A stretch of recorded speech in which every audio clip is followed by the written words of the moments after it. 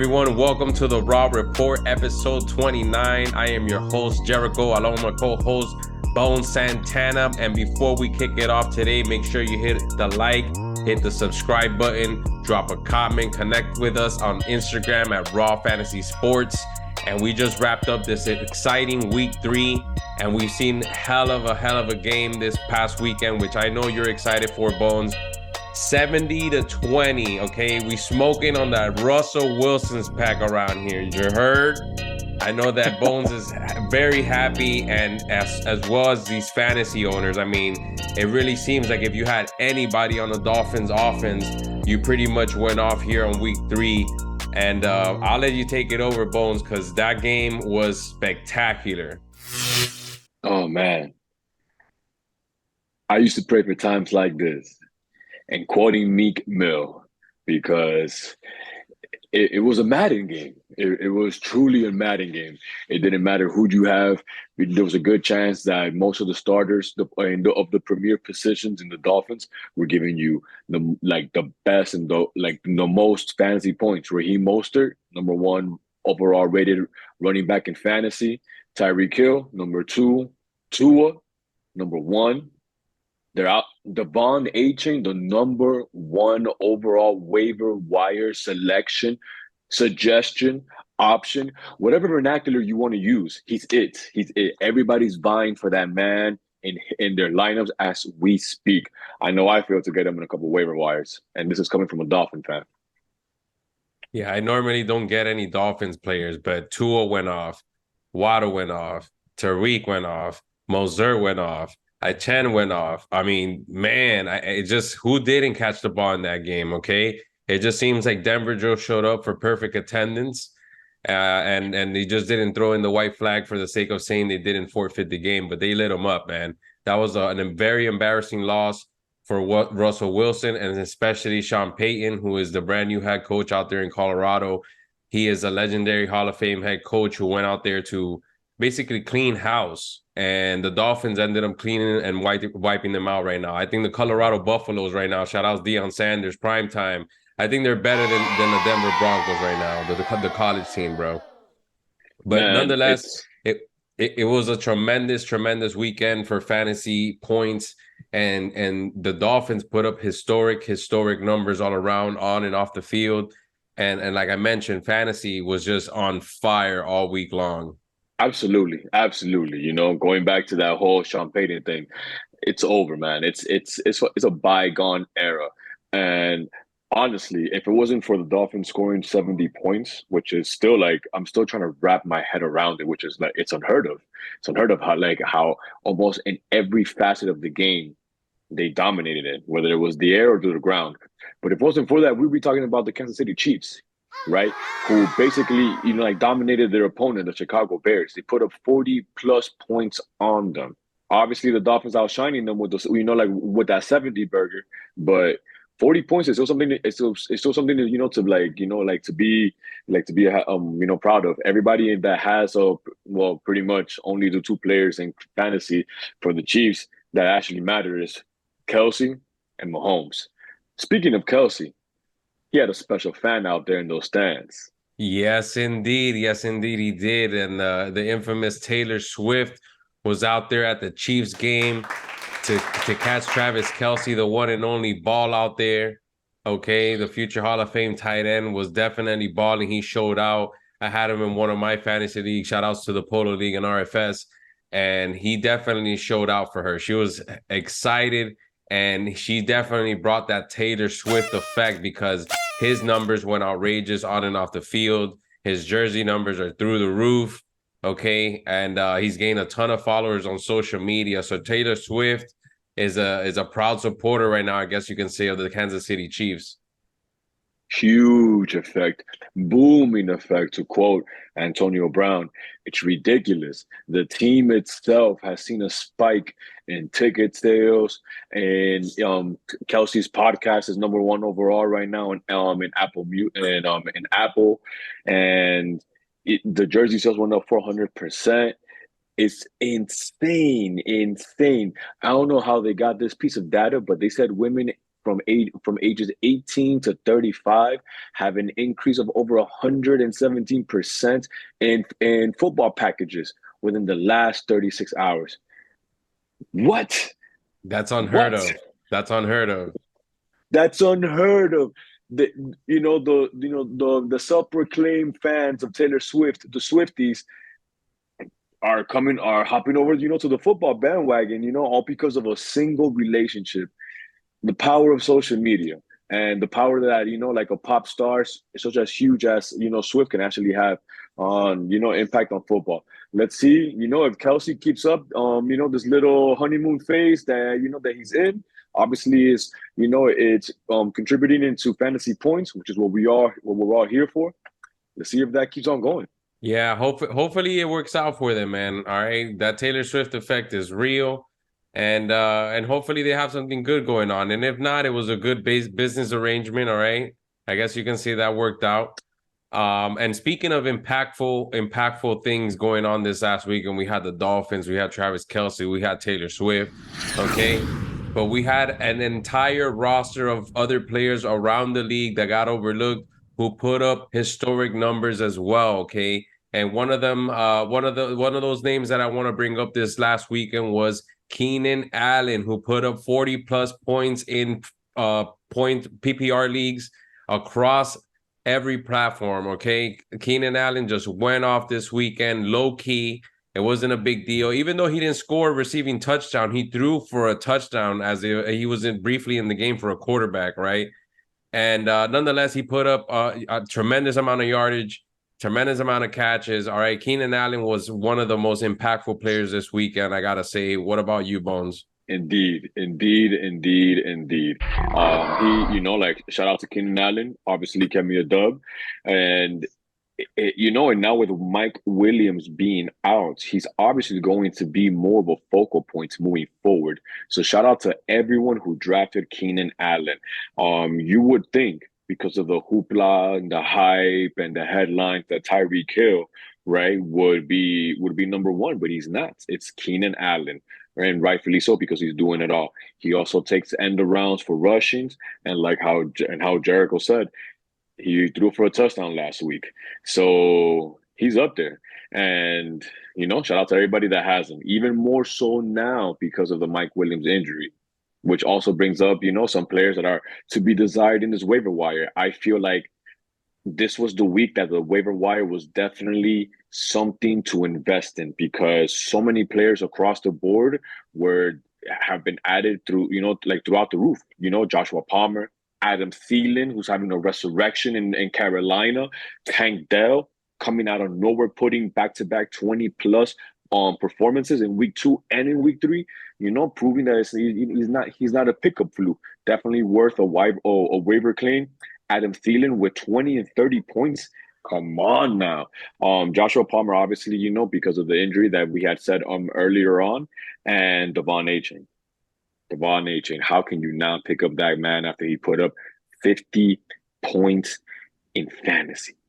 50. It was unreal. 50. Unreal. Unreal, bro. Shout out to anybody that drafted Mostert as well. For sure, you must have got him in the later rounds because I haven't heard of anybody saying that that he was a first or second running back that they took. And if they're saying that, that's mad cap. Yeah, So Raheem put historic numbers for all fantasy owners this week. In fact, he's probably gonna put up the most points this fantasy season, period. Okay. That's a once in a lifetime game.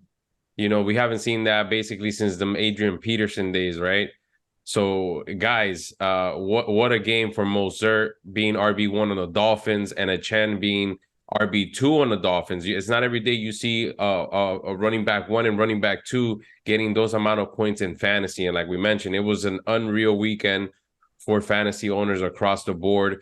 As you mentioned, Adam Thielen, he became a hot commodity over the weekend. He activated, okay, across so many platforms. I've already seen Adam Thielen provide great trade value, okay? So if you have Adam Thielen on your roster, it would be great to seek out a trade to add value to your team. As you know, the Carolina Panthers also have DJ Chark. Okay, he's been pretty quiet for the first 2 weeks of the season. I've been low key on him as well, and he finally activated this weekend with Andy Dalton. As you guys know, their starting quarterback is currently out dealing with an injury. So they brought in Andy Dalton, the veteran. And it seems like DJ Chark might be responding better to Andy Dalton. Okay. So you guys be on the lookout for both Adam Thielen and DJ Chark, who's been overcoming a few injuries. The other player that I wanted to bring up, I got to take it to the desert. My Vegas, even though they're not doing too great, Vegas is has Devontae Adams, and Devontae Adams is putting up fantasy numbers. Another great weekend for him, but not so much for the Raiders, who couldn't get the W. But nonetheless, Devontae Adams is a walking winning culture. All right, so you got to give him his props, and I like to put out there Tank Dell, somebody that not a lot of people saw coming down the hatch. Okay, Tank Dell is putting up numbers. He was definitely on the waiver wire for a lot of people, and he was definitely a hot commodity come week 3. Hell yeah, definitely a great pickup. To anybody that saw it ahead, he was one of my few waiver claims that actually came through after this Sunday. I was too more throughout the Dolphin game to realize, this may be somebody worth picking up. And look,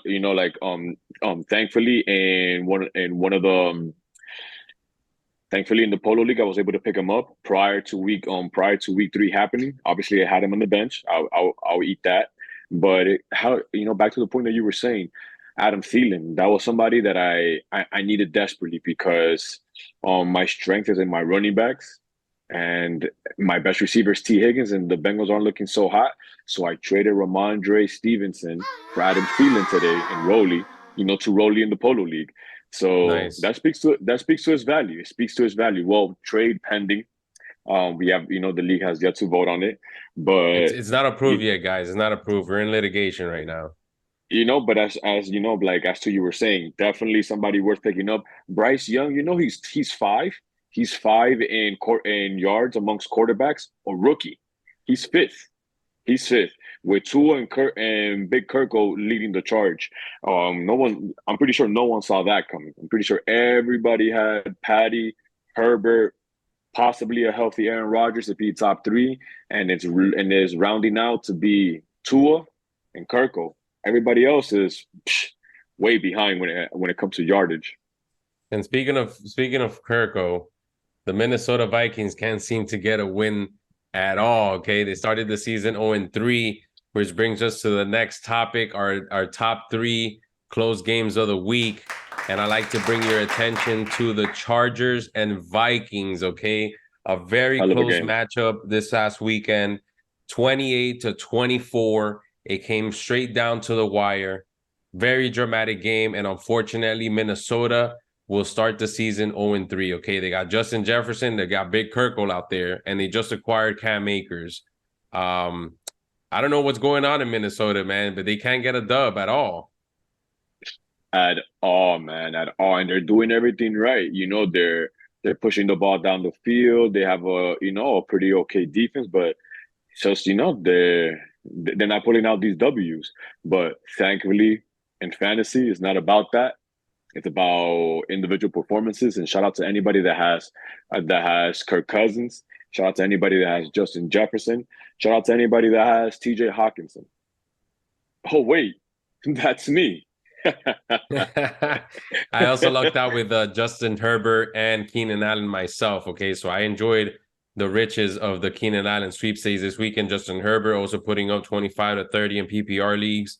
And shout outs to the Chargers, man. They scored a touchdown in every quarter to close that one out. It was a very close game. It went down to the wire, and the Chargers came out on top, guys. It's still very early in the season, so right now we see that we're seeing a lot of inconsistencies around the league, things that we're not normally used to.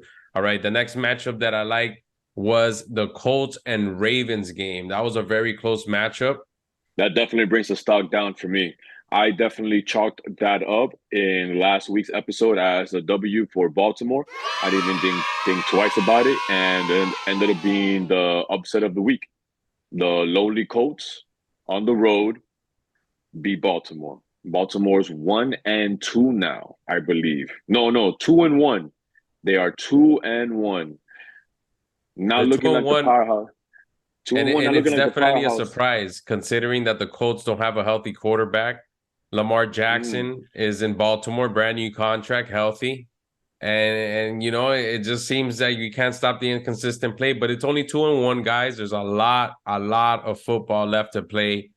And we got to see what happens, okay? But I was not expecting Baltimore to lose to the Colts, who have been very inconsistent. They're missing their star running back, they're missing their star quarterback. The wide receiver, I think Michael Pittman Jr. is probably the only consistent receiver they have right now. It just seems like the Colts were not in a proper situation to win that game. All right, but they came out on top, and they're both now 2-1 to start the season. I know the Colts are 2-0 in their division, wow, and look at that. yeah, man, that was a hell of a game. It came down to the wire. Speaking of the Colts, I used a waiver claim last week for Zach Moss, and what a pickup! What a pickup! Oh man, that boy's coming through for me, man. Because Josh Jacobs sure isn't. Ramondre Stevenson sure isn't. Yeah, I definitely like that pickup. I also have Zach Moss in one of my lineups. As you guys know, J.K. Dobbins went down this week. Not this week, but earlier this season. He's out for the season.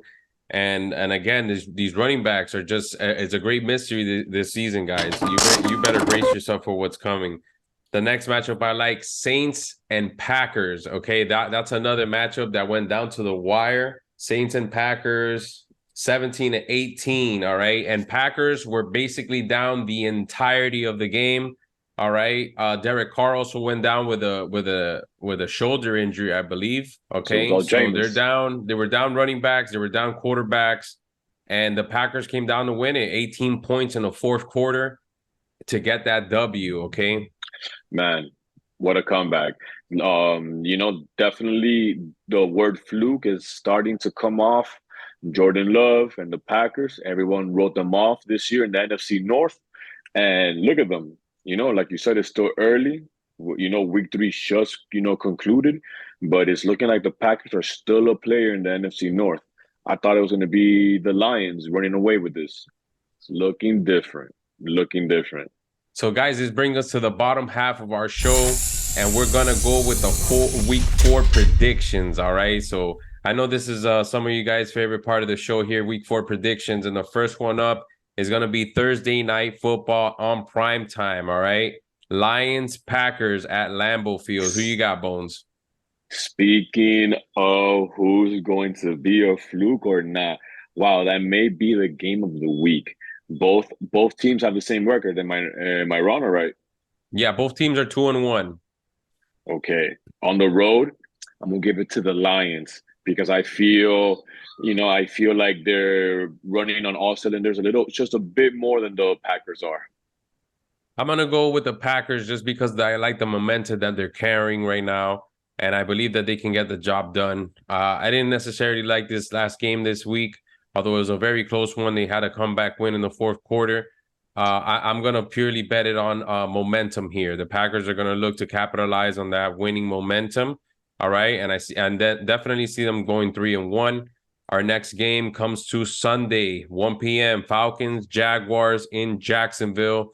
And you know Jacksonville's looking for redemption here. I'm going with Jacksonville.